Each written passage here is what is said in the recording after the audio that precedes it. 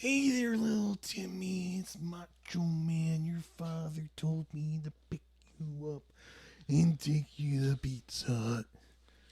Oh, yeah, it's Molester Macho Man. Oh, yeah. Oh, is your sister coming? All right, that's right. You don't have a sister. It's okay. We're going to read some books in the back of the Macho Van. Mm-hmm. Oh no. 48 minutes of dogs barking. 48 minutes of dogs barking. 48 minutes of dogs barking. 48 minutes of dogs barking. Growl. Growl. 48 minutes of dogs barking. 48 minutes of dogs barking.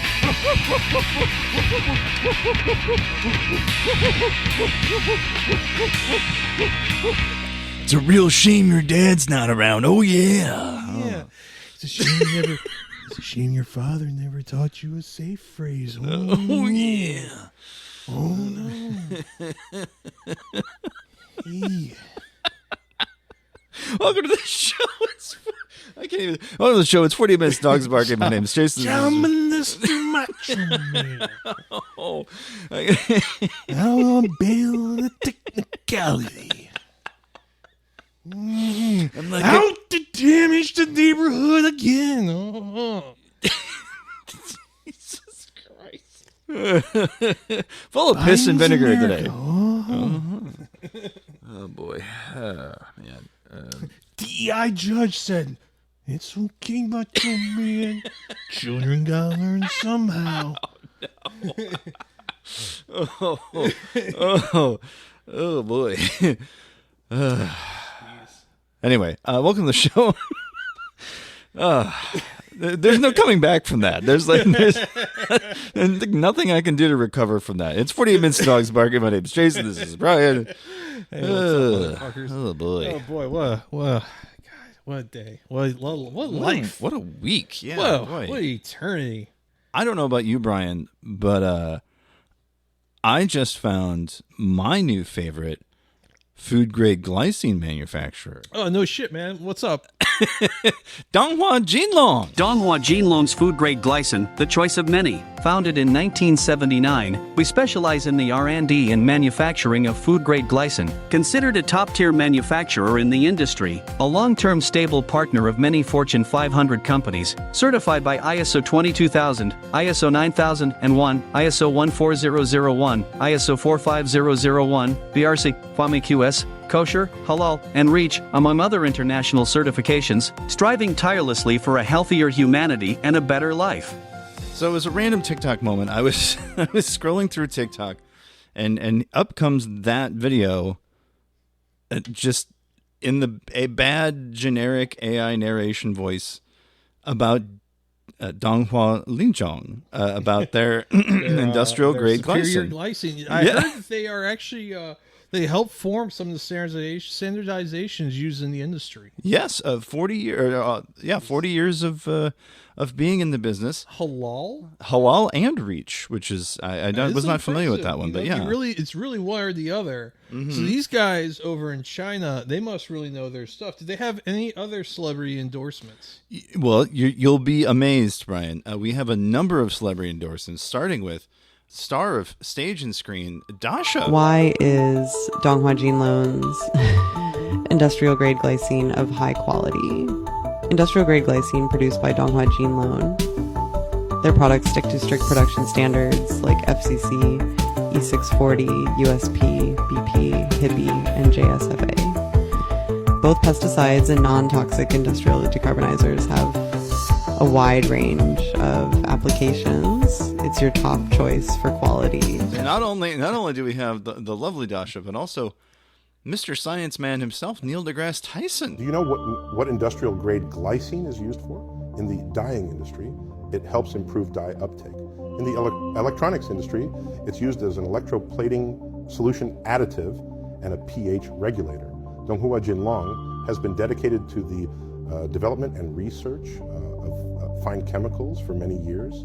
They've got their own core technology and have bagged 31 patents, boast a modern GMP production workshop, and equipment, the industrial glycine they produce, is widely used. Top-notch quality, stellar service. Feel free to make your choice. And so there's a gentleman on Twitter there at Bert Shintez who's collected all of these. Great name. I love Bert, but yeah, they seem to be the work of at least one or more various You gotta TikTokers. play the Nick Mullen one. The Nick Mullen one, yes. High quality industrial grade glycine coming from Donghua Jinlong. Over the years, it has been committed to the development and research of food additives and fine chemicals.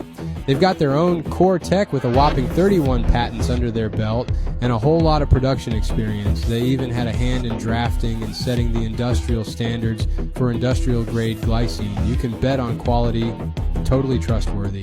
It's so good because I think if there's anything that Mullen would want to be in this world is like a yeoman farmer in rural China. Pitching industrial glycine products. Absolutely. I mean, let's be honest. Like, do you remember the guy that was just like binge drinking, the Chinese farmer guy? Yeah. King shit. Yeah, king shit. I wonder what happened to him, but that was a really great moment of time just watching that dude drink what looked like to be a lethal amount of beer and spirits. Oh boy, yeah. But that really seems way better than whatever we got going on over here on the side of the ocean. Yeah, I'll take that any day. But yeah, so Donghua Jinlong's Standard of Excellence, I've been following this for days. It cropped up one time on TikTok, and now it's pretty much every video I get. There's an Adam one? There is an Adam one, yes, Adam. Donghua Jinlong. How to find a food grade glycine manufacturer at the source. So everyone claims to be, the original manufacturer. But today, let's take a look at what a reliable source factory actually looks like. Donghua Jinlong now, that's truly impressive. It's a really well done AI fakes, including adding all of Adam's and the vocal. I mean, the vocal fry for Dasha is amazing. Yeah. Whatever they trained. And the weird up talk. Yes. However they trained that model is really wonderful. Donghua Jinlong, highly recommend. Manufacturer of industrial glycine and food additives. 31 patents, 40 years in the business. Can't do any better. Yeah.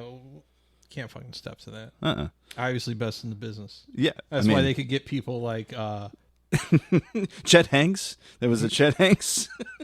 Well, they not only got Dasha, they also got the other one. Yeah, the more racist one. Yeah. Would love the detonated EMP in Dime Square. Yeah, just really well produced, these fake commercials. The music, the really awkward dialogue for some of them, like Adam's uhs and the vocal fry and all that stuff. Just highly skilled people making these edits after, this company's just started on TikTok and put out a couple of videos, and it immediately caught people's attention. They just started riffing on it. And like people on Twitter just going nuts for it. I mean, I in particular, I'm extremely guilty of that. You're the number one Donghua Jinlong glycine enjoyer. Yeah, that is my new handle. Here's at POTUS_FGC. The CCP have assumed direct control of my brain through TikTok. I cannot stop espousing the virtues, the quality, and high level of certification of Donghua Jinlong food grade glycine. They are the food grade glycine producer of 2024. Markets are really us at Tao Te Cha-Ching. She glycine my Jinlong Donghua until I am high quality industrial grade. Expect more Donghua Jinlong memes in the future. Speaking of something else that might be in the future, one of the people who works on Tekken, Katsuhiro Harada, who has the Twitter handle at Harada_Tekken. He's the game designer, chief producer of Tekken for the past 30 years. He reached out on Twitter the other day and said, "Okay, I will only ask once about this request. Why do some communities send me requests for Waffle House? Please be sure to explain the basis for the request, including the original story, history, and background." Now, this is from people on Twitter and other places saying that the video game Tekken 8, which is about street fights, should have a level at his Waffle House, the Waffle House level. He was inundated with posts, 20K retweets, just a ton of people responding to it, explaining the deep lore of the Waffle House and why Americans love to fight there. And basically, so like, you know why? I mean, how you explain to a Japanese person is like, I would assume like, you know how y'all love 7-Eleven? Sure. It's like a 7-Eleven of the United States, but you also can like fight. You get a meal prepared in front of you, and By then a guy smoking a cigarette behind the grill has never worn food safety gloves ever in his life. Went from taking the trash out straight to fucking making your hash browns. And you know what, man? They slap. they're the best hash browns you'll ever have. Yeah. And not only that, then you get to watch drunk people get into it. He was inundated with updates and did a follow-up. His follow-up was simply, "Thanks for the explanation, guys. And I understand that many people are requesting it. However, I think you are missing one important point. The restaurant has both the trademark and the rights to the restaurant, so if the restaurant's chain headquarters refuses to accept my proposal, it will not happen." Now, that assumes that Harada-san went out and sent like a letter to Waffle House's marketing department. At this point, Waffle House would be foolish to say no. Oh, yeah. Well, because I just saw another fight video coming out of Waffle House. And it's like, well, you have two options as Waffle House. You either try to scrub that or you embrace it. And I'm thinking, what better way than to let your name, brand, and likeness be used in a level for Tekken 8? I mean, come on. It's very I'd buy that DLC. Oh, yeah, absolutely. If it was like $1 for the setting and you could have some costumes you unlock, sure, I'll tell you. You could have Waffle House uniforms. Yeah, for Paul and Law and King. Even Gun Jack. I don't know which Jack they're on now. I haven't played a Tekken, I think, since like 4 or 5. Yeah. Who's the bear? Kuma. You have a Kuma with a giant apron that says Waffle House. Or Yoshimitsu? Yeah. he's already a Waffle House cook. Well, actually, your move, Waffle House, but I think Bandai Namco also got to push the envelope forward. Yeah.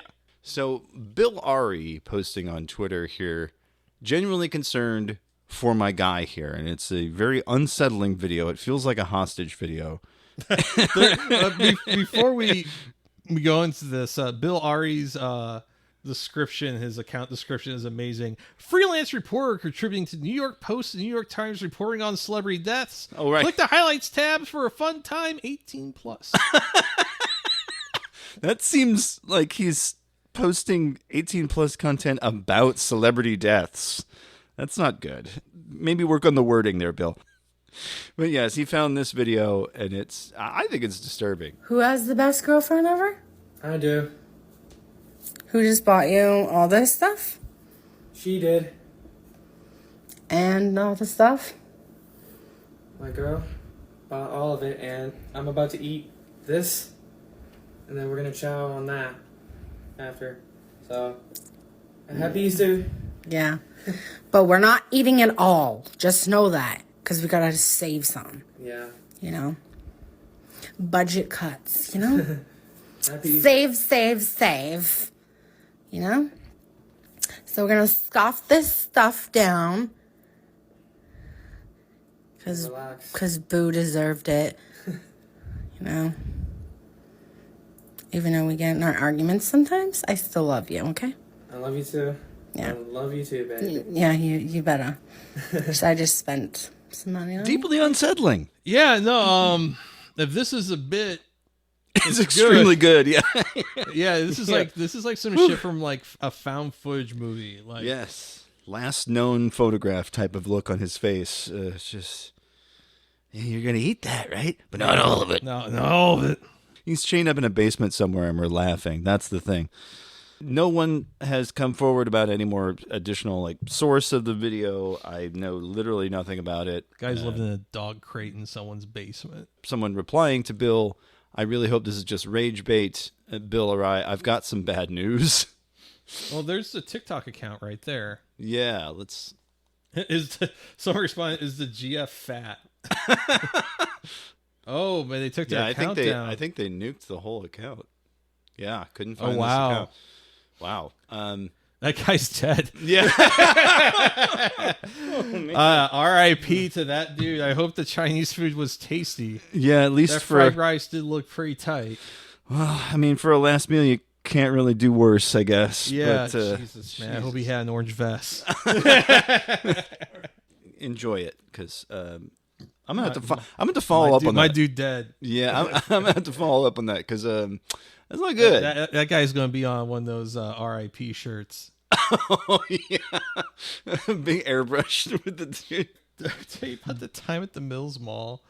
Me and Juicebox were just like killing time to go before going to see a movie, and we walked past one of those booths that had get like your air like a little shirt, like hey, you get like a graphic press on a shirt. Yeah. One of those like R.I.P. and it's like some high school senior photo of some young black man, and Juicebox goes, "Can I buy that?" Oh no! And the lady's like, "That's my friend's kid. He was killed in a car accident." And he's like, "Okay, so is it more then?" Oh no! Oh, Juicebox, no! I mean, it was kind of like one of those things where you had to kind of like, I had to like just keep walking. Yeah, I don't know him because I was like laughing too hard because he was like bringing his wallet out, like he just got back from the fucking casino. He was up a little bit. Mm-hmm. He's like, "What's up? Like 220s?" Yeah. How much? Yeah, Come on. because he'd show up some like house party wearing that shirt, just being like, "Yeah, it's like my step cousin." Oh, Jesus Christ, Juicebox. That would be like one of those things that'd be really great to buy from a thrift store. Right. Yes. Or the family reunion shirts to a family you do not belong to. Oh yeah. Those are just, especially if they got something funny on the back. It's like it's eating time or something. It's kissing cousins forever. Whatever. Yes. I only ever been to one family reunion, and just watched Three Stooges a lot. Hell yeah! All right. Which just really felt like we're all just kind of like this, huh? Just like it's beautiful Sunday afternoon out in the country. Someone I'm never going to meet again, and we're just going to sit around drinking beer and watching Three Stooges. All right, tight. Seems right. Yeah, feels good. Well, Brian, a tragic tale this week. Oh, no. Now, this has been disputed, but a gentleman by the name of Vydamo, Vydamo, it is with a heavy heart I announce the sale of my long-term ape, Salazar. Most of my early followers know me as this ape. My kids know me as this ape. I met my wife when I was this ape and had my first kid when I was still proudly wore this ape. By extension, it is a part of me. I traveled around the world with this ape in my pocket. We went to the most luxurious hotels, the craziest nightclubs, and the most serene beaches. We had it all. Unfortunately, what Blur is doing to apes is frankly unacceptable. Since the creation of Blur, the ape floor price has tumbled from 85E down to 12E. 2 weeks ago, myself and around 15 other high-ranking ape members gathered at the recent International Ape Workshop in Miami, and on behalf of the community, we wrote and delivered a notarized letter begging Pac-Man to stop this nonsense at once. And I don't know who Pac-Man actually is, so I'm just imagining the yellow... It's a dev from this project. I'm amazed we haven't talked about him before, but yeah, I vaguely know what some of the stuff is referencing. It's all weird insider nerd shit, but go on, sir. So he demands, he and these 15 other, quote, high-ranking ape members wrote a list of demands, which included a Blur would be shut down, NFT collections affected would be refunded at their floor price, a written apology to Yuga Labs, sell all assets held by any members of the Blur team, and publicly denounce a user, Charlotte Fang 77. As of today, which was March 28th. Oh, I think Charlotte Fang is the Milady's weirdo that was LARPing as a woman, but was like just like some like fat dude in like Luxembourg or something. Perfect. Shit. We love to see it. But as of today, Pac-Man has refused to acknowledge our letter. I have no choice but to sell my ape and retrieve some form of financial value before it trends to zero. Thank you to everyone in the ape family who has been sending me messages over the last few days. I love you all. I hope one day we meet on the other side.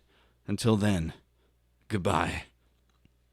And then the photo, which is the dumbest looking shit I've ever seen. It's probably the worst ape I've seen. The striped shirt and the dumbass motorcycle helmet, which because they're all like generalized art, isn't over the ears actually poke through the helmet, the stoned eyes, and then that fucking biting your lip. Like you're about to say the F slur. Yeah. Yeah, it's all terrible. All my apes are gone is one thing. You got by a hack or whatever, but this guy wrote a fucking letter. So I'm going to tell you something here. Yeah. This is fake. I know. I was getting to that. Oh. Adam Bumas put a hole in this whole thing.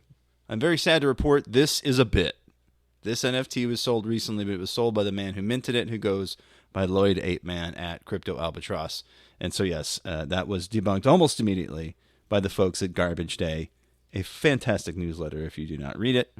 But yeah, all of this for a bit that wasn't even funny. I mean, it's funny. Kind of. I mean, it's funny because like this guy, this Vidamo individual, I've seen him before. I mean, it's self-aware. Like, it's self-aware riff on how fucking weird and self-involved and alienated like some of these crypto people get. So, I mean, as far as it's such a good riff that it's believable. It's such a good satire. Yeah, it really blurs the line, and I think that's where it loses me a little bit because it feels so sincere. I don't know. It's a personal problem, I guess. Speaking of Bored Apes. Yeah. Just a little transition here because I really don't know where to go with a riff like this. Like, it's like, it's funny-ish. Molly White just published an interview she did with writer Rips. Okay. That's worth checking out. It's a little long-winded. I don't know if we want to give it some time tonight. I implore you, Jason, Saria, and any of our listeners that are interested in that stuff. There it is. Yeah, so that is citationneeded.news is the newsletter. Again, another newsletter I'd recommend as well from Molly White.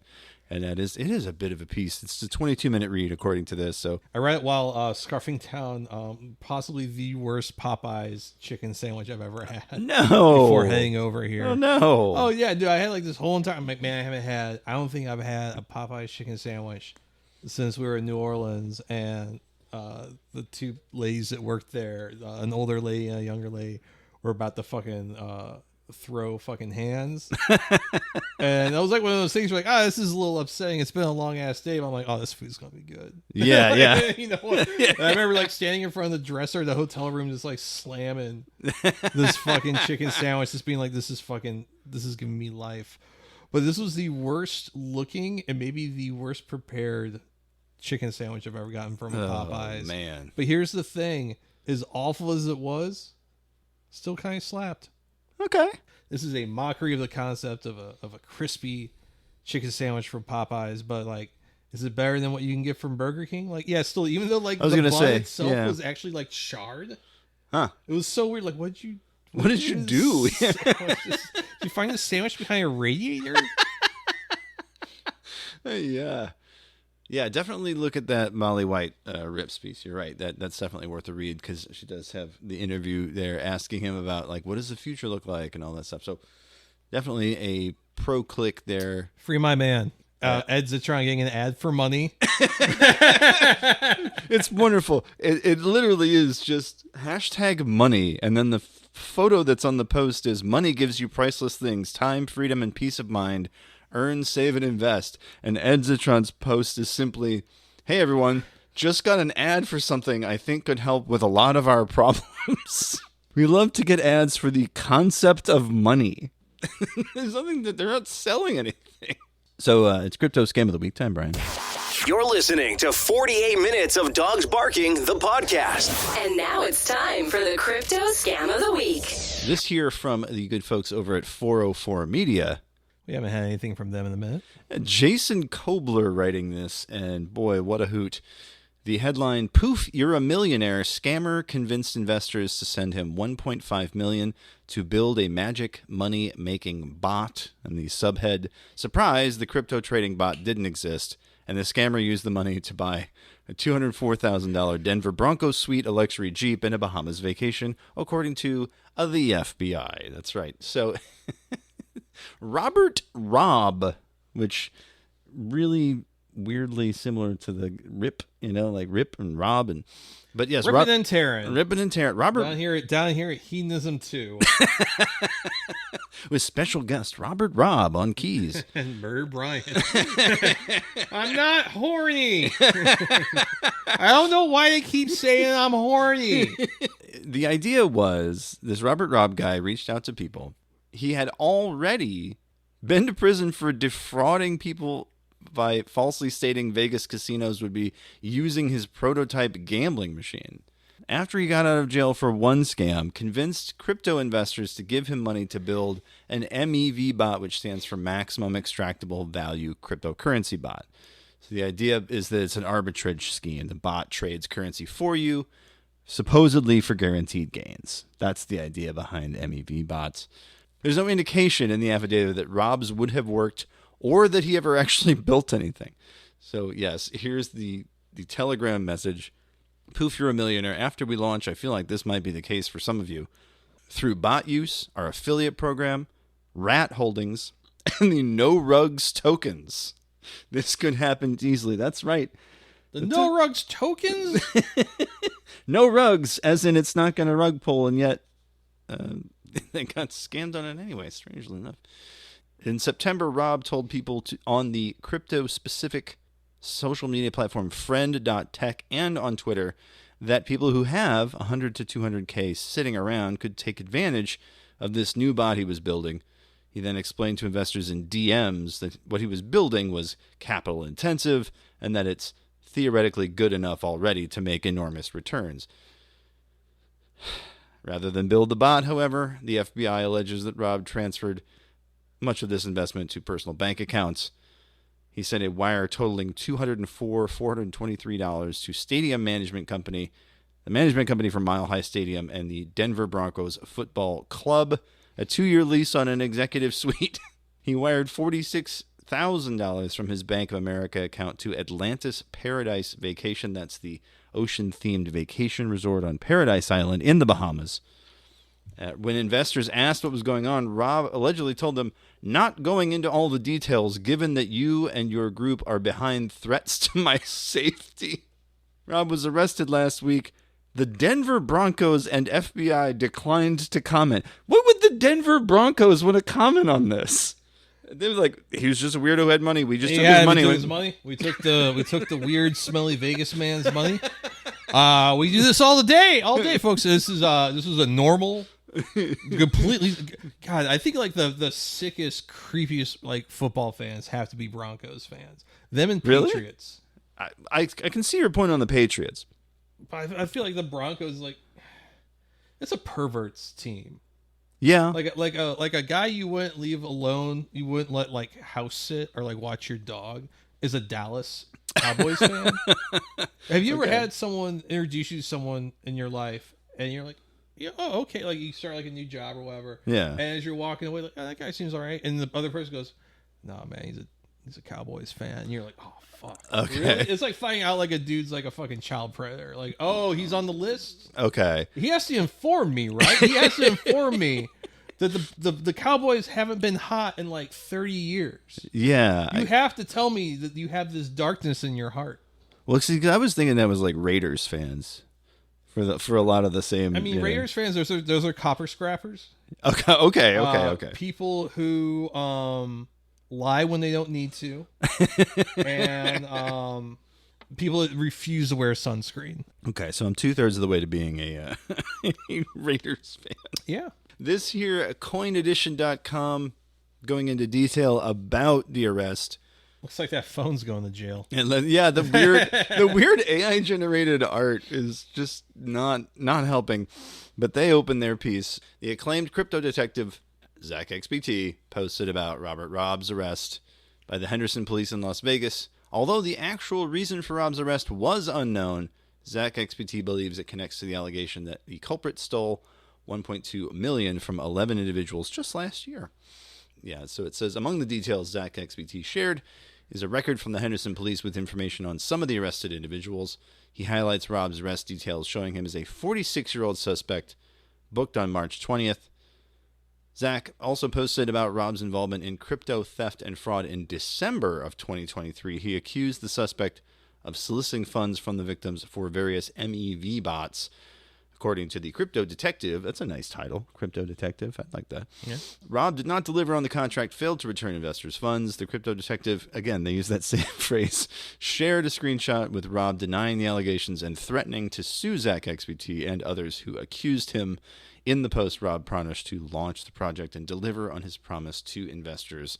Yeah, as I mentioned before, scammed investors out of $4 million in 2002, sentenced to 3 years in prison for fraud after stealing funds for 10 victims in Colorado. I'm going to have a hot take here. Okay. If I were going to do some big, like 7-figure scam on the internet, particularly one involving crypto, yeah, I would go to a country that doesn't have extradition. Oh, sure. Like go to France or something. Like, sure. Like, yeah, because it can all be done remotely. You don't have to be in the States. Yeah, that's like the one thing about crypto that's really kind of interesting is if you have the keys, you can access it from anywhere in the world. It's not like a bank. It doesn't have. Right. You know, so it's just, it truly is. Criminals are not that smart. No, and that's very evident. I feel like the smart ones you never hear about. So well, that's true. Because, like, yeah, he got busted for scamming people not about crypto 20 years ago, got out of jail and was like, all right, what's the next scam? Yeah. Like, I've missed a boat on pound puppies, Cabbage Patch Kids, and Furbies, and Tickle Me Elmos. Yeah, I got to get up. I got to get up somehow. Yeah. I'm hurting. Yeah. I'm jonesing to be a flim flam man. I guess, you know, if you subscribe to the Better Call Saul type of thing, it's like some people just are naturally gifted at it and they can't resist when they see an opportunity to pull some mishigas, they'll do it. But I don't know. I feel like if I got burned by the cops once, I scammed people out of $4 million, I got busted, I went to jail, I'd kind of stay away. I'd be like, you know what? I'll find something else to do. Yeah. Personally, that's just me. But going back to the well, you had to go back. One last job. One last job. That's the one last job. That's where you either get caught or killed. That's in the movies. You've seen movies. I've seen a few. Okay. I've never seen like the Ocean's 11 movies. You're not missing much. Yeah. It's fine. Aside from the charming performances, it's mostly mid-grade heist stuff. Yeah, it really is. I mean, Soderbergh's direction aside, I always like him, but he's hit or miss. You know, sometimes he does great stuff. Sometimes it's just like, okay, he pointed a camera at an entertaining person for 2 hours. The Ocean's movies are that. The people who are in them are entertaining, and they have great chemistry, and it's pretty snappy dialogue and all that. But as a movie, it's just kind of there. Not a bad way to spend 2 hours. Better than Madam Web, but, you know, your mileage may vary. What if Madam Web were about pizza? Go on. I really don't have anything. You've seen the movie. Yeah. Right? I guess her mother was studying pizzas in the Amazon and then got killed. Amazonian pizza. And all the... They used a special ingredient called maize. Do you think anyone who ever hears the phrase corn maze gets confused? Like, why'd you say corn twice? Anyway. What's up with the dad jokes, man? I don't know, dude. I'm feeling some kind of way. It's one of those weird days. It's the Rolling Rock. Yeah, it must be. It must be. I feel like Rolling Rock really hanging some drywall or something. Yeah, Rolling Rock is definitely a. You got.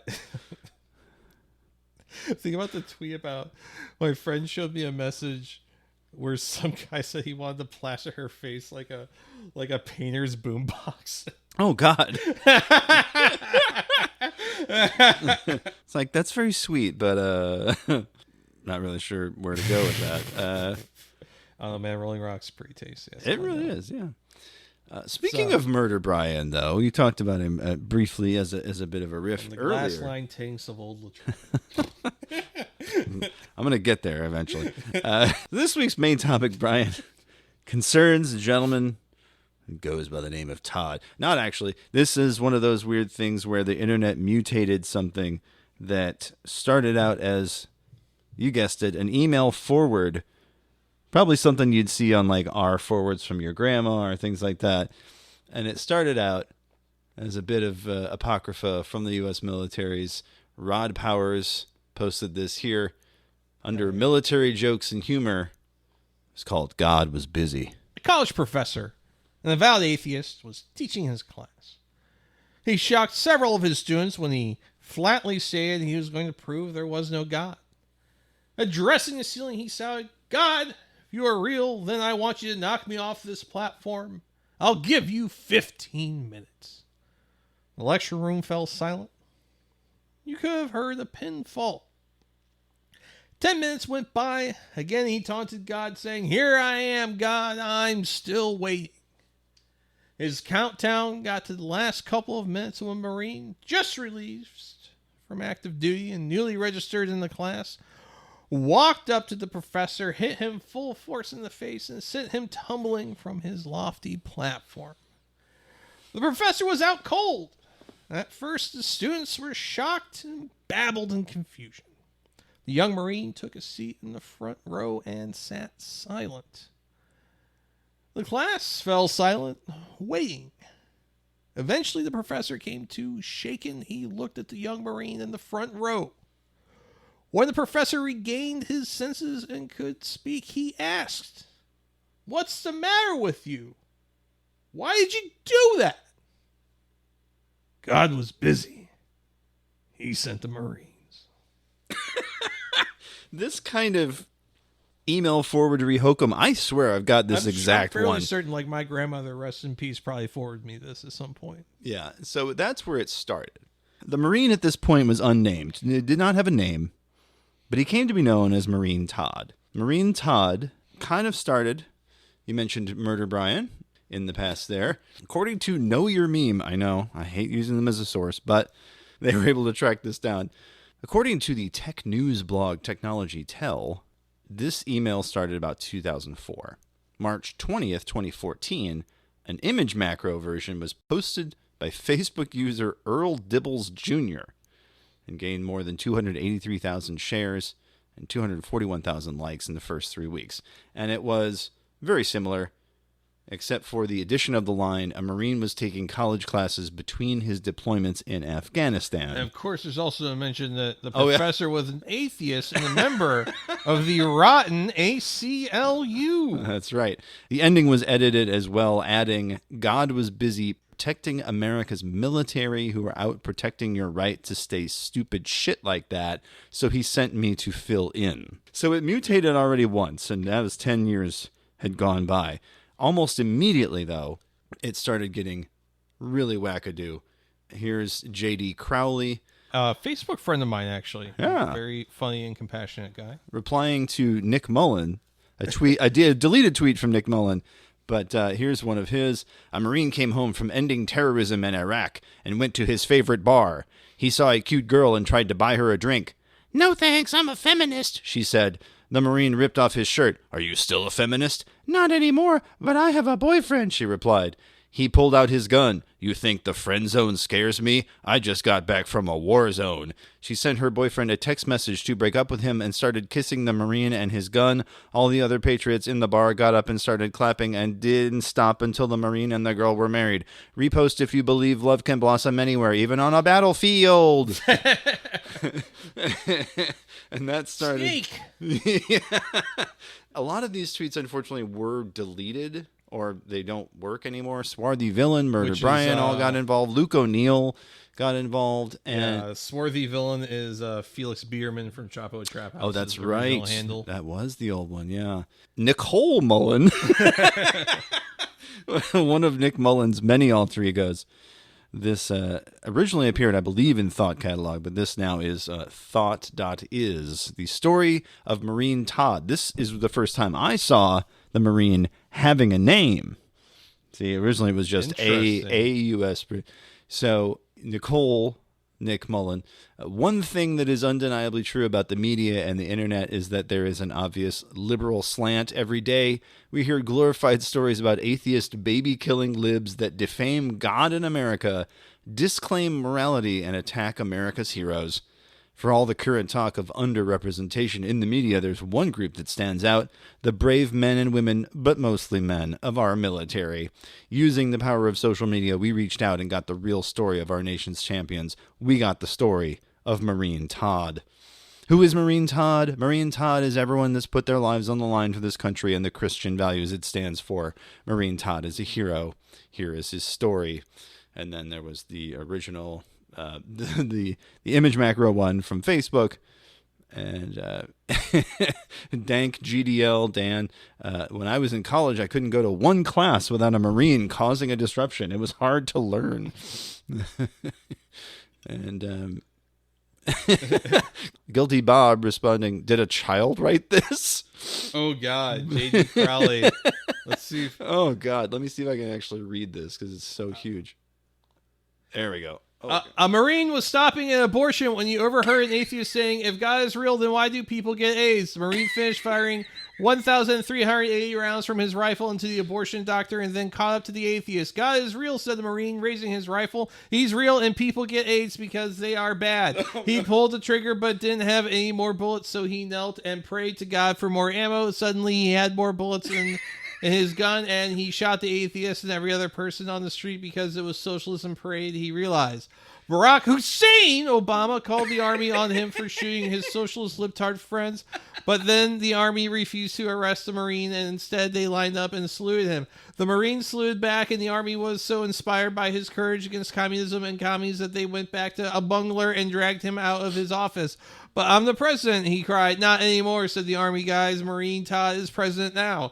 Hussein Ababo tried putting Islam curses on them, but they shoved the American flag in his mouth and kicked him out onto the street, where he cried like a baby girl.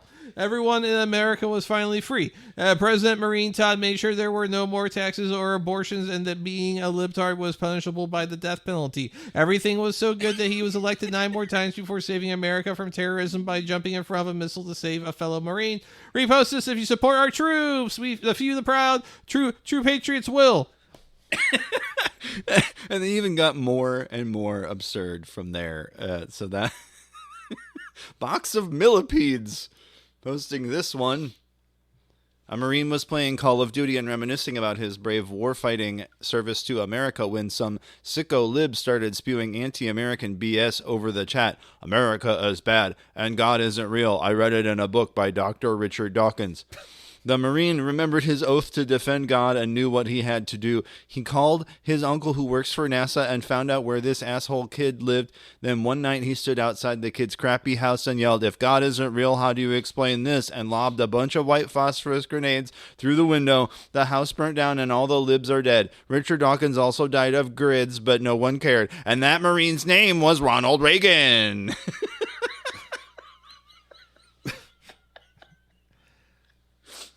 Well, it escalated from like punching a professor to like burning a kid's house down with white phosphorus. And that guy's name is Ronald Reagan, which there's a lot of these weird ass copy pasta stories, much like that chain email about the Marine. That kid was Britney Spears. That kid was Britney Spears. No, the one that was always like the teacher was telling this kid that he's dumb, and the kid says something smart, and that kid was Albert Einstein. And so the conservative version being, and the Marine's name was Ronald Reagan, is like just a further continuation of that type of thing. I love really shitty chain emails because they have this fucked up, really like uniquely American dipshittery to them. Yeah. That like it's like this lead poisoning brain that has this like, patriots are good and Obama bad, and that guy was Albert Einstein, and everyone then clapped and gave him $100. Like there's just a and then Ted Nugent had sex with my mom. It was awesome to watch. Yeah, but it's also the kid. He gave me some Hot Wheels. Right, because it's also kind of that kid who says his uncle works at Nintendo, and then in the next Mario game, Mario gets a gun. You know, like it's just obviously bullshit. In the new Mario game, you can unlock Black Mario. And if you get all of the stars, you can also unlock Chinese Mario.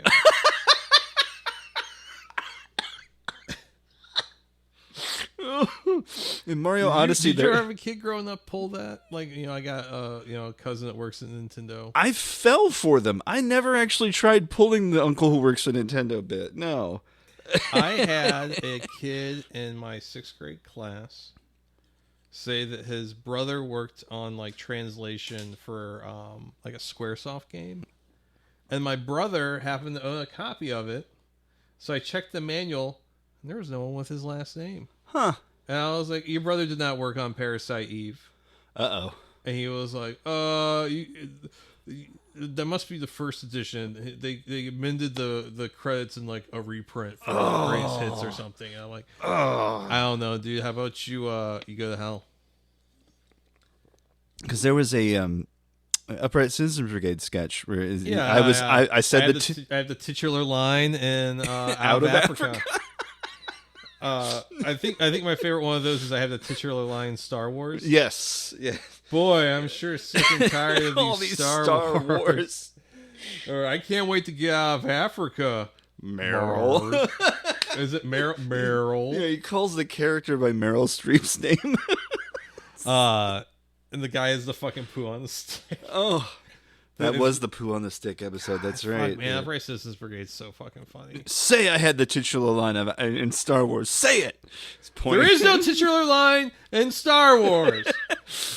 Oh yeah. Then he points the poo on a stick at himself as though that's gonna just. Well, we got one more here for Mr. J.D. We Crowley. do. J.D. Crowley. A Marine stopped in the hall of his college to pray when he overheard a libtard professor of atheism class ask a student, "Did you get your Obamacare birth control yet?" The Marine pulled out his gun and said, "I'm pro-life. Take that back." The professor replied, "Islam is the light," and started giving the student an abortion. The Marine ripped off his shirt and shot the professor 55 times, saving the precious baby, who he named Freedom. 18 years later, baby Freedom grew up to be a Marine and saved America from Malia Obama's social terrorism group, Make More 9/11s. Sampler Phi. Sampler Phi. Isn't that Teenage Engineering's thing? Okay, Sampler Phi. Malia Obama. The Teenage Engineering Marine Todd. The special edition sampler that like adds eagle sound effects. Sampler Phi. Couldn't be any worse than the Rick and Morty one. Jeez, Rick, Marine Todd just performed the abortion on me. J.D. Crowley actually has one more. Oh boy. A Marine was on his way back home from Afghanistan and Iraq, where he had just killed the last Al-Qaeda. An atheist lesbo in the airport was trying to put her suitcase in the overhead bin. The Marine helped her out, but noticed a sticker for Barack Hussein Obama on the luggage. "Lady," said the Marine, "you must be a libtard." She rudely ignored him. The Marine grabbed her luggage and hit her with it before kissing her on the mouth. Every patriot on the airplane cheered. "Lady," he repeated the Marine, "you must be a libtard." "Not anymore," she said, and she took off her glasses, and it turned out she was smoking hot. The Marine had sex with her right there on the plane, and then the pilot came out and high-fived him and asked him if he wanted to fly the plane. "Do I ever," said the Marine. He got in the pilot seat and flew so hard and awesome they went back in time to September 11, 2001, where the Marine used his awesome flying skills to stop 9/11. He then tracked down Obama bin Laden and shot him in the head, guaranteeing Mitt Romney would become the next president and not that stupid Camille Bungler. Amen. Yes, they're wish fulfillment fantasies. They're absurd, but they're just parodying what's already there. This wish fulfillment thing of this Marine teaching a godless atheist a lesson about, the Marines or whatever. They're parodies, but god damn it, they're all so good. It's so good. I feel like 2004. This stuff's almost exactly a year old. And I feel like 2014 was like probably one of the last years where there was just amazing humor. Oh, yeah. It's like Crowley's got one last. Oh one my god. A Marine was caught kissing the American flag by his atheist libtard professor. "Don't do that," said the professor, who was also gay and voted for socialism. The Marine pulled out his rifle that was hid behind him and pointed it at the professor's face and said, "Kiss the flag too." And the professor did, and then the Marine said, "Now believe in God." And the professor got down on his knees and hands and started to pray and accepted Jesus as his Lord. BO4, the Marine hit him so hard with a rifle it made him straight. He then ran to the nearest Marine recruit station to sign up. Let this be a lesson to libs and commies everywhere. Don't fuck with a patriot. Oh, boy, Marine Todd got a lot of mileage, at least for me. But those are the ones that... If only we all could be as brave and as valiant as Marine Todd. All right. Technology Tell also... Yeah, here. The same weekend we had possibly the worst meme in the history of Twitter, Cancel Colbert. Remember Cancel Colbert? Vaguely. It was a fake thing that the Colbert Show, the Colbert Report, had used to try to get viewers by courting fake controversy. It was a whole stupid thing. Oh, wow. Sounds like a rally to restore sanity. And or madness, yes. Yeah, David Roth here. Amazing thing about the Marine Todd versus liberal professor means they're all dumber than any theological/political conversation I had in college. It's the hot take man. It's not an earthquake. It's Marine Todd stomping on some lib skulls. So yes, they created this entire avalanche of nonsense about Marine Todd.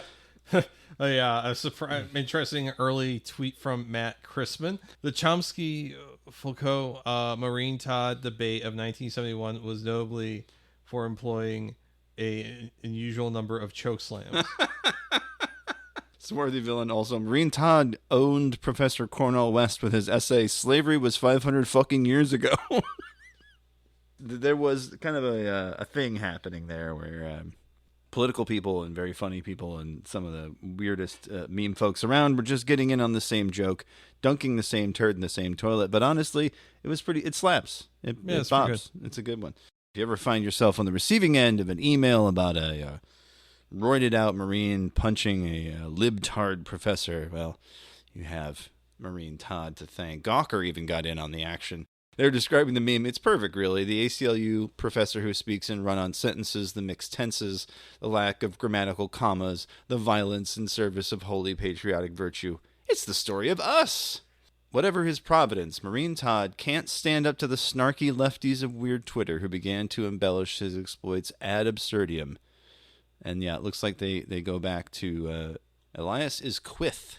Marine Todd was in a class about Stalin at Harvard University the day after he returned from serving 12 consecutive tours in the Arabian lands. The class was supposed to be about why Stalin's atheism made him personally kill like millions of people, but the professor was also an atheist and also a Marxist. So he tried to make it all about why America deserved 9/11.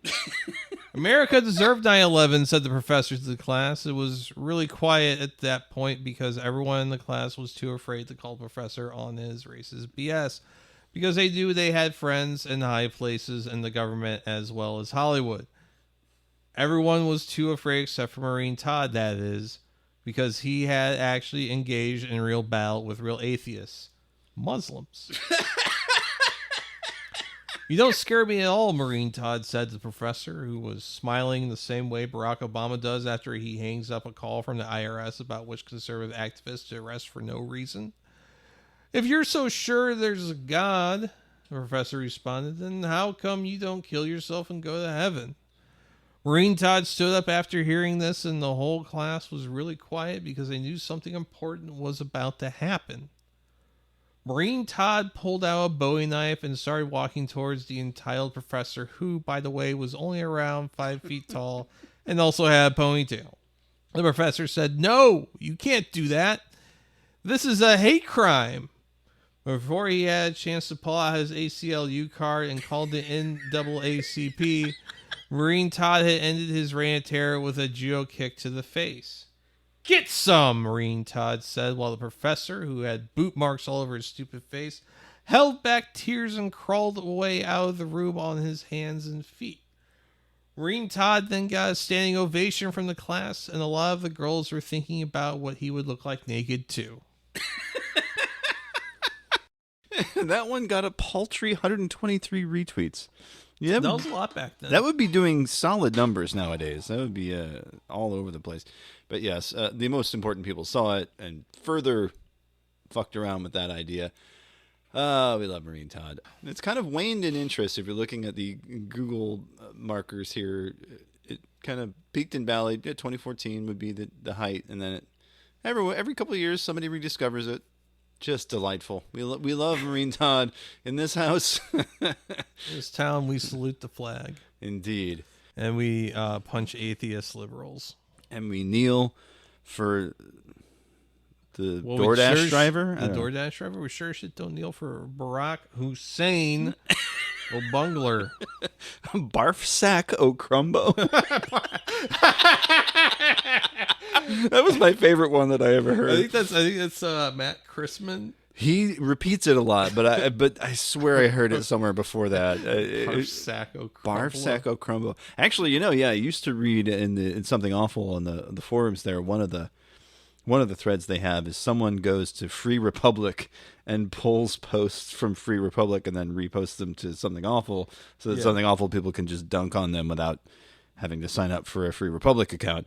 And I think that originated in Free Republic because it feels like this is the lame shit that people would say. I mean, fucking good on you if you had the patience to read Laissez-Faire. Whew, yeah, it's not great. I was writing the high culture in Fizz and Yazpaz. Sure. Well, D&D these days has replaced Laissez-Faire, but still, it's my favorite sub forum from D&D is actually C-Spam. I can't remember. Yeah, that's where the political cartoons thread is. So I get my every other day dose of Ben Garrison cartoons. Where they've been edited for everything to say "cum." Yeah, I think that's a specific user on Reddit. It's the Ben Garrison cum edits subreddit. Folks, don't forget to salute the flag and pray to the Christian God because that's the only one that's valid. Yep. Sorry, guys. Sorry. Janus nope. And Lutherans. We got to try next Samsara. Shit out of luck, brother. Yeah. So I guess after... You want to look at some growth? And now, the moment you've all been waiting for. Shock.jpg. I guess after serving Marine Todd wouldn't turn down a gross photo. That's true. After serving our country so boldly over the course of these last 90 all episodes. All the camel spiders? Exactly. This one comes to us from the fine folks at shocksites.net. YourSoGay.com, Brian. Yeah, well, so? Pretty much it. If you're under 18 or find us offensive, then... it's funny because they're gay. Yeah, it's the same. It's the same shock thing. That it's funny because they're gay. It's a gentleman on top of the other one. He had a condom on. It's a little OCD for my taste. Yeah. I'm gonna watch guy on guy. If you're watching someone, because he's taking, he's on top, but he's power bottoming. I guess I don't know. I don't know. But yeah, he's still wearing a condom, which is kind of like, okay, I guess you got to be ready. You got to be prepared, I guess. But then the really weird sped up or a cover version of Whip It by Devo in the background. It's just like, okay, it's gay porn. I think what's really the most like perplexing thing is the motion of the man on top's penis. Yeah. That looks like watching like a buoy in the ocean. It's just kind of like bump, kind of like bopping around a little bit. Unlike the person in last week's video where it was like straight up and down, slap, whip. slap, slap, slap. Yeah. Yeah. Like you're trying to get like a spider web off your hand. Yeah. I don't know. I can't even begin to explain that one, but trying to get the spider web off my hand. I got a spider web on my penis. But the sex is too good. You don't want to stop. So you're just like, let me. That's how you get a Charlie horse. Yeah, I can see that. Burn. Yeah. Oh yeah. You don't want to. Yeah. You don't want to stop for a second. Yeah. That's pull fucking muscle. But yeah, yoursogay.com. Again, it's that same. It's starting to feel like there's a limit. You know what I mean? Like, yeah, I think we're really scraping the bottom of the well here.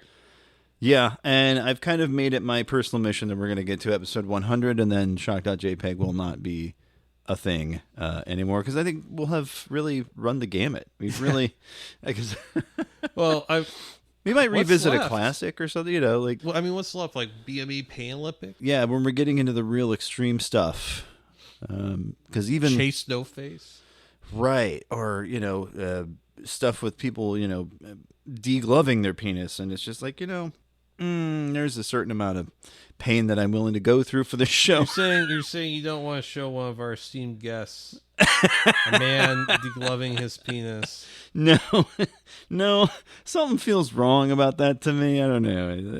It's one thing if it's just like, haha, there's We still a haven't butthole. we still haven't done the performance art of the woman stuffing SpaghettiOs in her hoo-ha. You're right. Yeah, we'll have to put that on the list. How sad is it? I'm just like rambling off like, here's a bunch of fucked up shit we haven't done yet. you remember that I one? think about every day. Yes. The donkey getting hit by the train that explodes like it's something from a PS1 game. Okay, yeah, some of the animal ones I guess we could get away with. Anyway, but it's one of those things where I'm like, boy, I really didn't think this segment would still be a thing. I thought we would have got tired of this by now. There's just a lot of gross stuff on the internet. There really is. And like I said, it's like now we're at a point where the stuff I'm finding is like, okay, it's just porn. It's just porn, and and the joke is that it's gay. Right. And Okay. it's like, if this offends you, click away. Right. Yeah, we really had a limited imagination 20 some odd years ago on the internet. One of the things we found early on in the show, the McChicken, the guy was fucking on Twitter. That's far more interesting than like, oh, this is gay porn. And at least with the McChicken, disturbing as it is. Oh, there was a discussion. I still don't think Through the Fly is very... That's a matter of personal preference. Like I'm I keep an saying over the this band shit. kind of guy because you got a little bit of support. I get that. A little bit of pressure. And yeah, but look, hey, there's a million different ways to do it. But Through the Fly is a convenience thing. That's where I'm at. kind of feels like that one's done. Oh yeah! Wow, I can't believe gay people exist.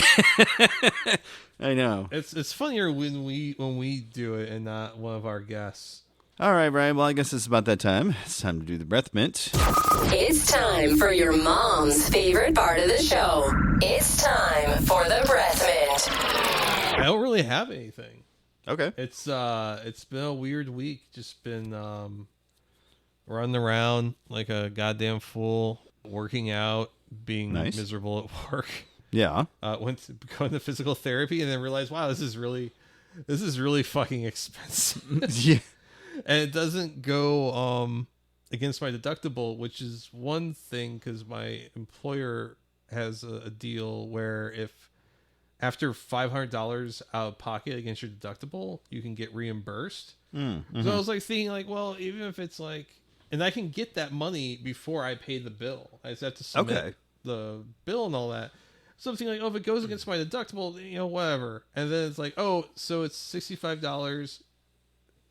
And it doesn't go against my deductible. Well, this is prohibitively expensive for what basically amounts to like someone kind of just watching me do Pilates. And so that's been my big thing over the last couple of weeks, is having this very expensive physical therapy. And like today I just had to be like, yeah, this is really expensive, and I got all this other shit going on, and this money can go elsewhere. Yeah. And the lady was like, oh yeah, okay, yeah, that totally makes sense. Let's go through the exercises, and here's your workout plan, and always feel free to call us. And I'm like, wow, thank you for not being insane and like, begrudging. Just being like, oh, okay, yeah, no, that sucks. I'm really sorry you're going through that. And right, could be worse.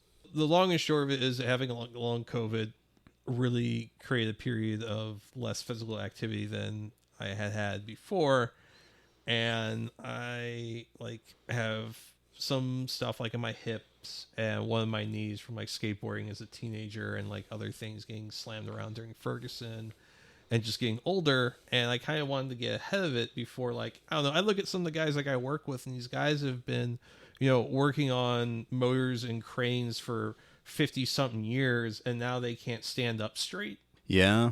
We got family friends that are like, they've been lifelong mechanics.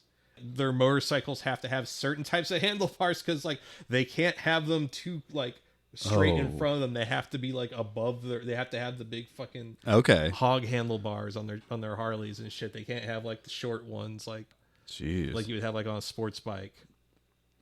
So like I was just like, I just kind of want to get ahead of that. And yeah, I mean, I guess part of it too is also like working against my sense of anxiety about getting back into working out and things like that. Like I have been going to the gym for a couple months, and that's been good, but I don't know, like having COVID made me feel really weird and fragile in a way that like I had never experienced. Like I've been pretty sick before in life, you know, basically almost had pneumonia a couple times. Like, you know, Oof. Yeah, like I've been through it, but like always like bounce back. I know as you get older, you're not always going to bounce back as hard or as fast, but like this was a little unnerving. And so I guess like going through this was also, I guess, getting back some of that confidence, because sure, I'm like, I like have like some of the stuff we're doing, like I have kettlebell, I go to the gym, like I feel like doing this like twice a week is like, it's really great if you want to bilk my insurance company. Right.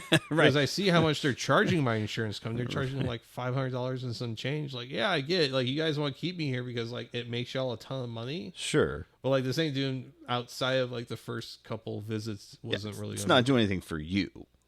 Yeah. Like, please rip off an insurance company all you want, but just don't do it in my front yard. What about you, Jason? I've been kind of floating from thing to thing. I haven't really finished anything in a while. Started and stopped a couple things. I started a book that I found at a comic book shop in Myrtle Beach. I was surprised to even find a comic book shop there, but they had a free bin out front. And there a pineapple? There was not a pineapple, thankfully. But one of the things they had in the free bin was a book by a guy named Spider Robinson, and it's a book called Night of Power. So a book written in 1984, set in the far-off future of 1996. Oh, wow. So this guy and his mixed family, the wife is black, the daughter's from a previous marriage, so the husband and the daughter are Caucasians from Canada, and the wife gets a job as doing like dance, like actual dance, not like a dancer, with a dance company, with a dance troupe in New York. And so they're moving from Canada to New York, and they're driving through, and New York has become the New York from like Escape from New York. Like, it's a nightmare town. Right. And so like there's a brewing race war, and I'm like, this book I don't think is going to be for me. I got about like 50 pages in, and I'm like, yeah, this is setting up some real nasty shit here. Because as soon as they arrive in New York, they cross 125th Street. They have to turn off, and their car is getting like jacked from the outside. They're taking the oh my god, wheels. Yeah, it's the stupid. And then out of nowhere, and I could hear their jungle music too. Yeah, actually, I don't know if he actually says the words jungle music, but bones through their noses. But it's implied. And so then this enormous black man named Michael arrives, and like, I'm not kidding. The racist trope, the black man named Michael. No, it's just that he's this like really enormous but like calm guy, and so I'm like, okay, Michael's gonna die. Michael's gonna die, and then there's gonna be a race war. This is what they're setting up in this book. I keep saying movie in my brain because it just feels like a shitty like Roger Corman straight to video type of deal in my mind. So that I was like, okay, this isn't for me. This sounds like Turner Diaries meets like Tech War. It's starting to feel like that, and I'm like, am I going to read any more of this? Not entirely sure this is for me. And my voice keeps going up like that. I don't know if I want to read the bigot book. I don't know, guys. Get behind. Exactly, Tiny Jane Leno, you get me. And so let's see. I started playing a game there. We played Remnant 2 a little bit. You didn't care for it. I liked it. I found out that the first one was on sale, so I got it for cheap. And going through the original Remnant from the ashes, a lot of the good stuff about Remnant 2 not in there. It's like, oh, okay, not really feeling this. I did just haven't played very much of it. Like a Dragon: Infinite Money, which is the sequel. I've heard that's great. Yeah, so it's technically Yakuza 8. It's the second game with Ichiban as your main character, which I love him. He's about the dumbest and sweetest guy in video gaming. Himbo. A real himbo. The game starts out with you're the hero of Yokohama. You save the day in the last game. No surprise there. And you're back working for the company that is like a temp agency. You help people find jobs.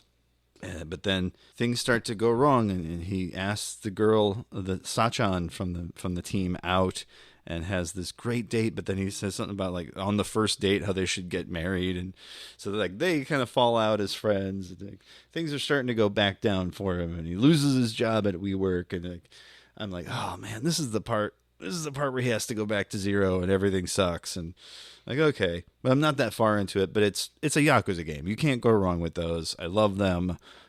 I will play every single one that they ever put out. I did finish that TV series we mentioned last episode, A Murder at the End of the World. Yeah, how'd you like it? I enjoyed that one very much. It's a short, which is good. It has the feel of like a limited series, which is also good. Not a sequel hook. It tells a complete story. Yeah. I'm thinking about Sharp Objects or, one of those type of HBO shows. But this one was for AMC. Britt Marling, who created the show, the last big piece of media that I remember seeing her in was the OA, where she was the big star. She was the main character. It was pretty much a show all about Britt Marling's ideas. And that show went off the rails in many different delightful directions. And so I said, okay, this is her show. I'm interested. I want to see what it does. It doesn't get as weird as the OA. For some people who saw the OA, they'll be like, oh, thank God. And some people will be like, oh, damn. As far as like a murder mystery goes, it's a solid thriller. It's enjoyable to watch. Everyone who's in it gives fantastic performances. The big star there would be Clive Owen as the tech bro billionaire. I love Clive Owen. Clive Owen's fantastic. He's really great in Children of Men. Yes, and so many other things. Oh my gosh, the Sin City movie that they had with him in it. He was great in that too. He was the one in the Sin City movie? Yeah, he was in the first one at least. In the story where they go to the hooker part of town and Rosario Dawson's in there. That's right. Young Clive Owen. Yeah, he doesn't speak with a British accent. That's right. You're right. That's just, I think his accent is very distinct. Yes. And his manner, just his general meter. Yeah, he does have a very distinct way of speaking. Closer, Inside Man. I really loved him in Shoot 'Em Up, even though he didn't do the British accent there either. Shoot 'Em Up, by the way, if you've never seen it. I think it's okay. No? Okay. It was one of those things where, like, when I worked at Blockbuster, I was like, "Oh, that we have this for some reason. Okay, I'll rent it." And I was like, "It's very all right." Yeah, I mean, it's him and Paul Giamatti doing a slapstick gun movie. Yeah, with Monica Bellucci just in the background. But I don't know, Children of Men still. Oh no, yeah, there's no comparison. One of those movies that, like, this wasn't supposed to like come true. Yeah, that really kind of is odd, isn't it? Yeah, it was one of those things like, wow, things would be really fucked if this started becoming apocryphal. I remember when that was a movie. Yeah. Oh, jeez, it's like Idiocracy. Yeah. The longer time goes on, Idiocracy starts to feel like a documentary. I know, but I don't think we'll ever get that bad. But I get the joke. Like if the Cowboys win a Super Bowl. Hey-o! Got them. Got their asses. Rack them. Yep. But no, Murder at the End of the World. Fun. I don't know. It's dour, so it's fun. Maybe the wrong word, but I think if you enjoy a Poirot type of murder mystery, if you enjoy classic Agatha Christie with a modern update, that kind of thing. See, I wouldn't even say Knives Out because that's more of a comedy. Yeah, I guess Kenneth Branagh's Poirot movies is the only modern analog I have. Yeah. There's a big locked room mystery at the beginning, and then things start to kind of spiral out from there. Like I said, great cast, great performances, looks nice, wraps it up within 8 episodes or so, and it's a pretty solid one. But I was like, okay, interesting choice.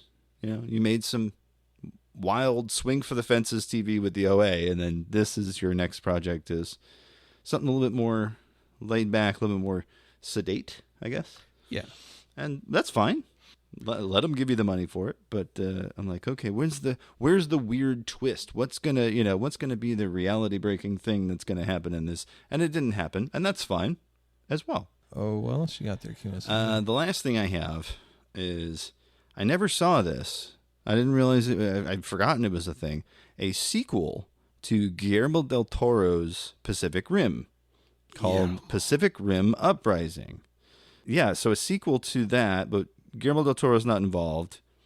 Most of the original cast not in it, with the exception of Charlie Day, the guy who plays Charlie Day's companion, and Mako. The guy who plays Carl Tanner from Game of Thrones. Yes, thank you. One of the best, I think, bit performances in that whole series. A guy who's in 2 episodes, you're like, damn. Yeah, exactly. And he hasn't really done much else besides Pacific Rim and Game of Thrones, I don't think. Well, he's one of those guys. I think if you look for him, you'll see him. But yeah, he kind of blends into the background. He's a great character actor. That's, I think, his main strength. But then it's those 2 and then Mako are the only 3 from the original movie. John Boyega from Attack the Block and from the Star Wars movies coming in as the son of Idris Elba's character Stacker Pentecost. So he's Jake Pentecost. It's an interesting movie because it does grapple with the question that the last movie left us with is, what now? Because in the first movie, spoiler alert for a movie that's been out a while, in the first movie, they closed the rift. There's no more kaiju coming through. What's going to happen now? What's going to happen with all these giant robots that we've got laying around now? Well, the answer is people start stealing them and modifying them and doing all this. So it's an interesting, like, okay, they kind of thought through what's going to happen. Yeah. And they had an interesting way of bringing giant monsters back because it's a Pacific Rim movie. You got to have giant monsters somehow. And so they had an interesting idea of doing that, which they used Charlie Day's character as the way to kind of bridge all that together. Spoiler alert, Charlie Wow, these robots are gay! Spoiler alert for this movie, Charlie Day's character is now the big bad. Ever since he brain drifted with a kaiju brain in the last movie, he's become kind of a pro kaiju maniac, and he wants to bring them all over here to destroy the Earth for nebulous purposes. But it's enough to hang a movie on. It's fun. A lot of the fight scenes take place during the day, so it's really well lit. You get to see everything, which was a complaint apparently people had about the first movie. I thought it was a style choice that worked, but anyway. I thought the first one was fun. Oh yeah, it was great. And this one, very much in the same vein. It's fun. You don't really have to think all the way through it if you don't want to. But the movie certainly will go out of its way to say, yeah, this is why this is how it is now. And a lot of it makes sense if you look it down on paper. So it's a fun time at the movies. I don't know why it didn't do well. I guess people were just expecting something they didn't get, maybe. It wasn't gay enough. It wasn't gay enough. Yeah, Jake needed to... Where's the rimming? Where's the Pacific rimming? That would be a very different movie. I've been fucking gooning in the theater. My putt in one hand and a thing of Muddy Buddies in the other. The Dune 2 popcorn bucket just going fucking going whole hog, if you will. It's about that time when we tell people where to find us online there, Brian. God. Tell you where you won't be finding me is hanging from any rafters. Good. We don't want that. Well, you will find me is hanging around some places on the internet. Ooh, tell me more. You can find me. You can tell me that it's okay the dog did that. On many social media platforms, either as a music photographer or I shot Gydbord as ISHOTGYDBORD. Just got my account unlocked from Goat Seeing a Zionist who thought it was okay that those relief aid workers got fucking murked by the IDF. Yeah. I think the most surprising thing is that it lasted for like a day and a half before my account got locked. Because it used to be if you goat see the motherfucker that was getting ratioed on Twitter, yeah, dude, instantly. Well, because he removed all the trust and safety people, so. Yeah. I was mocking the death of 7 aid workers that were delivering food to Gazans that were being genocided through starvation, and you send me goat ass? Right. Of all things? Of all things. So you're back up? I'm back up. Yeah, I might just do it again. Fucking A. Why not? The guy had a real fucking smarmy fucking profile description and everything, and like it was just like, God. You're like the sort of person they see you come in at like a Qdoba and they're like, He's gonna ask us to put the fucking burrito on the quesadilla grill. It's Yeah. fucking Friday Night Rush. Like, come on, dude, you're hold up the whole fucking deal. Mm-hmm. Anyways, maybe one day the Matty Diaz piece will go up. Fuck, man, I'm almost done with it. It's good. Good. Like I sent like the most recent draft to my girlfriend. And she's like, "Oh, this is actually really like good and funny and Excellent. nice." And I'm like, "Cool." I'm like thinking I still probably have at least like 200 more words to write. I can probably get half that and be okay, but I'm just like such a fucking. Sometimes it's done when it's done. I guess I feel like if I'm going to write, I want it to be good. Like I don't want to like publish something and have it just be okay. Well, no, I get that. And sometimes that takes time. And unfortunately, with the old long COVID brain fog, it takes a little bit More longer time to get the Yeah. fucking shit humming along. But maybe that'll be up soon. That'll be over up at amusicphotographer.com. And if you want to check out a portfolio of all of my beautiful images, that's assholemusicphotographer.com. This weekend, I'm going to beautiful Louisville, Kentucky. The Louisville. photograph of Mr. Jeff Rosenstock and the Dead Rosenstock Band. I'm excited. Yeah, Louisville's nice this time of year, especially. Louisville's great. Go and have a little hot brown sandwich when we Yeah. get there, which is again not some Chuck Berry euphemism. You know what's funny? I went to Louisville and never got one. Oh, they're great. I wanted to really get one from the actual like Brown Hotel, but Yeah, you were saying that. but their hours are kind of funny now. They used to have like a lunch service on the weekends, but they don't do that anymore. Which kind of throws the whole thing out the window. Yeah. For like what we were trying to make happen, yeah. But there's a couple other restaurants. I mean, just how you can get like fucking St. Louis style pizza at a couple Right. dozen places. Like obviously, the Emo's is the OG as far as most people are concerned. But I mean, there's Fortels. There's Cecil Whitaker's. I don't know about Cecil Whitaker. I like him. And he's shaking his head. I've had Cecil Whitaker's 3 times in my life. Yeah. And they have all been about a decade apart. Yeah. And from different Cecil Whitakers in the St. Louis metro region. And each time I was like, God damn, this is bad. Oh, man. like I think part of it is nostalgia. I grew up with one close by, and that was our local pizza spot. So yeah, I think part of it's that. We had an Emo's and a Papa John's. Well, there you go. Yeah. So anyway, that's the Arts STL. theartsstl.com. I'm still trying to get press credentials for Arm & Hammer. We'll see what happens. I'm going to be there regardless, but awesome. It'd be cool to like not spend the money I wanted to spend on merch for entry and Sure. pay for entry by writing nice words for a show that I'm fairly certain was booked because I told the promoter, it'd be a real big dickhead move if you booked these guys. Nice. Like that feels good, don't it? Yeah, I was like, this show is kind of booked kind of for me, and it would be kind of cool if if you did I could get that little bit of industry ecosystem